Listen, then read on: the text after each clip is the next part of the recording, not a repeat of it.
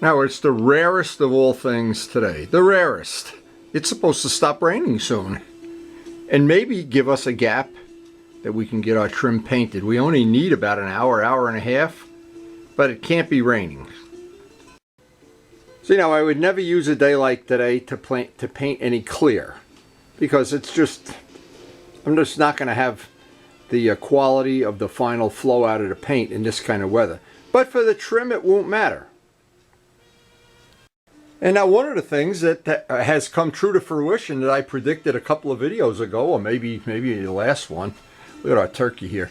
One of the things I always say is to get all the backmasking done, get the parts all as prepped as possible, except for the tack rag, and get them ready so that when and if the rain ever stops here, I don't know if we're on the Noah's Ark or whatever's going on here, once it stops raining, we can do some painting. Boy, would I love to have this painted today. That would really boat my float. Now I'm going to wait this out because it looks like it's going to rain any minute here. But we are always subject to the weather. Now it looks like we've had the last of the raindrops. It hasn't rained in probably half an hour, 45 minutes, but I'm just going to give it another half an hour. And that's the information I always like to share, is how to plan some of these projects out, how to sequence things. Now, just as an example, when I had this put together, I marked out the spots I want to polish. If it rains later today, I can come in here. I want to repolish some parts of the frame that have gotten dull over the years. These lower legs can be polished again. But I can do that when it's pouring rain. The one thing I can't do, I can't paint when it's raining. Oh, and every day when I come out and flip my battery chargers, I start trying to think about the lettering. John Pothier is going to help me out with that. Some of the custom lettering we done, and every one of these has been done by John Pothier, among other people that I think Turbo Steve did some a while back. I don't want to leave anybody out, but basically John Pothier has taken the lead, got us the correct decal paper, and helped me with the computer layout of these letters, which are very unique. Now, just to mention a funny decal story that John Pothier won't mind me reminding him of. This is not a decal that came from Suzuki. But what happened was, John had laid this out, and I wanted him to match the paint. Now, the paint coat on this is from a Mustang. So what John did when he made the decals, he went down to a Ford dealer that had a Mustang to make sure this was the right color. And you can see, as everything John does, it's a perfect match. Now, very soon we'll be coming up on the part of the job where absolutely have to have good weather to spray any clear. Even a colored paint, you can fix little flaws and little divots that come into it, but when I'm shooting clear, I want it to be a perfect day, and I'm willing to wait. So I always have two lists. One of the lists is things I can do on a rainy day, and one is things I can do when it's paintable. And that is definitely one of the tips, one of the tricks I can pass on. If you have a small collection of motorcycles like this, and this is not an expensive collection by any means, but it's a very small collection, but I try to maintain them and keep the tires and chains and batteries and everything that tends to wear out usable. And then every so often, I get this bug like I did this year. I restore a bike that I've already restored. And actually the temperature is way above freezing, so we're not even going to have to deal with that. But it is important. The lesson to learn here for me is that I've got everything backmasked. The only thing left to do is to tack rag these parts down. And what I do is everywhere there's a corner, I rub my fingernail in that corner about 30 seconds before I go out to paint. Because if it bleeds, it'll bleed in that corner. Rub down every edge, tack rag it, and then run outside and hope it doesn't rain. Now, I thought one of the things I'd try, and today would be a good day to try it, of course, and it has stopped raining temporarily, but boy, it sure looks like it's going to rain any minute, so I'm going to just try to not waste any time here, having any extra coffee or anything. I want to press all those edges down, of course. Then what I want to do is this is a brand new tack rag, in fact. And what I'm going to try to do is airbrush all around the perimeters of these. Now the reason for that is that'll hopefully seal it up so I don't get any bleed through. Or make it better than it normally would be. I'm not sure. This is kind of a test. I think it's going to work okay though. Okay, we're all set to see if the weather's going to hold up.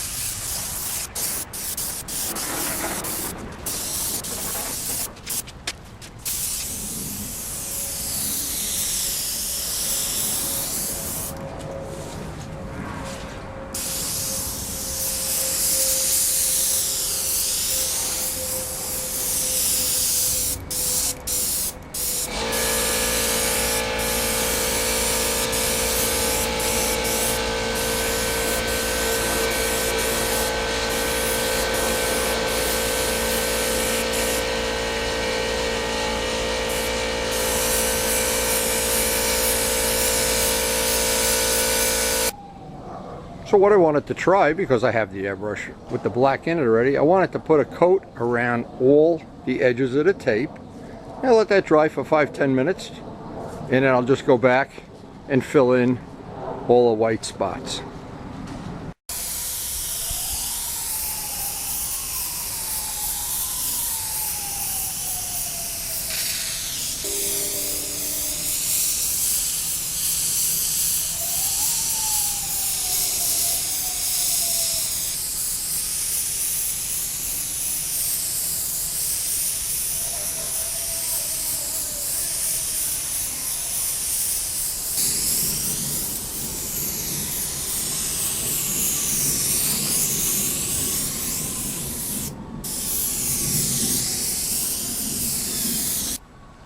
Now I got the 3 airbrush coats on there. I don't know if that's going to be any better or worthwhile, but it's worth a test anyway.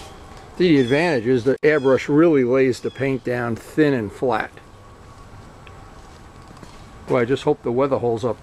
It takes a little bit longer to do it with an airbrush, but again, we're always experimenting.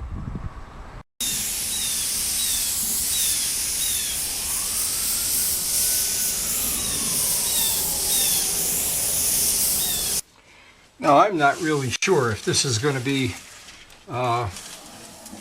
any improvement, but because I have this day to experiment, I know if I were doing a model, there'd be a big advantage to airbrushing, is you use a lot less paint and it really lays it out nice. So we're never going to find out, but the idea was I could put it like a border around it, let that dry, and then fill it in. And even if you filled it in with the spray gun, it wouldn't matter, because it's the edge. I'm trying to get that edge so that what'll happen is you don't get wet paint creeping under the tape, especially on all these corners and edges. And we'll find out if this is productive. If it isn't, just go back and spray it.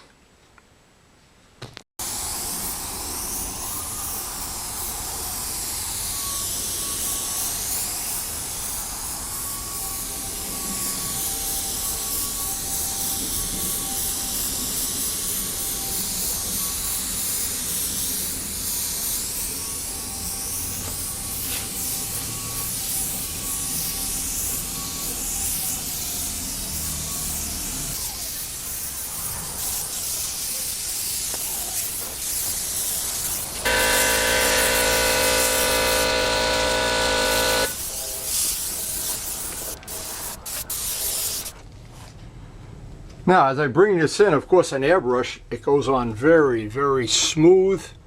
What I'm really hoping is I'm going to get nice edges. Now, it takes a lot longer to spray this. I've got to get one more coat on there. I really want to put an extra coat on. But having had this, and all of that striping, all of that taping, I'm not sure this is going to pay, but I thought I'd give this a try, because this is really the only thing we're going to be able to get done today is the black. Okay, next step is our turkey. Get the turkey pan out there.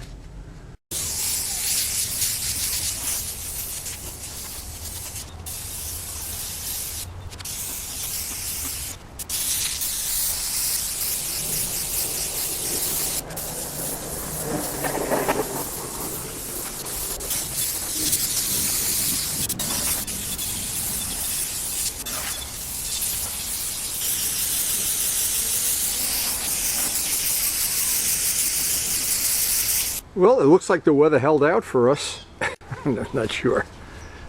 I'm not sure. We really snuck one in here in the bottom of the ninth. Is the weather. Anyway, what I think I'm going to do, and I may as well, if I have the time, I may as well do it. I'm going to put, there's 3 coats of airbrushed black on here, and I think I'm going to let this dry an hour or so, just put a 4th coat on before I pack this in tonight. I just wanted to show before I end the video, this is the airbrush that I'm using, and to be perfectly honest about it, this was given to me by a friend when I was doing modeling. I've used it for a lot of years, and it's an IWATA. I think these are hundreds of dollars too, but I'm not sure. But this has really stood the test of time. This is a real high quality. I don't know how high quality it is, but I know at the end of this, I'll get the end of it soaked in thinner, let that sit for a few minutes, spray some thinner through it, because we may use this again. Using it today brought back a lot of good memories. So I really feel like we got a lot done today, and most of all, I love beating the weather. The weather beats me so often, and our turkey has his stripe painted. Now, whether these, and I don't know, to be perfectly honest, I don't know if this is going to be much of an upgrade, no upgrade, but I'll certainly be honest about it. But I was just thinking, if this does turn out to be a lot better than just spraying with the small spray gun, which maybe it is. What I'll do is when I do the yellow, maybe I'll shoot the yellow with the edge and then shoot the main part of it with the spray gun.